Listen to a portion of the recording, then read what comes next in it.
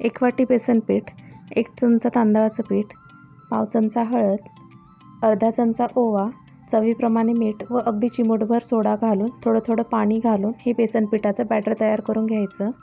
2 medium साईजचे बटाटे उकडून स्मॅश करून घ्यायचे। फोडणीसाठी कढईमध्ये 1 चमचा तेल गरम झालं की मोहरी, जिरं व लसूण मिरचीचा ठेचा टाकून फोडणी तयार करायची। त्यामध्ये पाव चमचा हळद टाकून हा बटाटा टाकून परतून घ्यायचा। बटाटा परतला की अर्धा चमचा काश्मीरी लाल तिखट, अर्धा चमचा गरम मसाला, 1 चमचा धनेपूड व चवीप्रमाणे मीठ टाकून हे बॅटर परतून घ्यायचं। गॅस बंद करून यामध्ये थोडासा लिंबाचा रस व बारीक चिरलेली कोथिंबीर टाकून परतून घ्यायचं। कमी तिखट मिरची घेऊन त्याला अशा प्रकारे मधनं कट करून त्याच्या बिया काढून घ्यायच्या।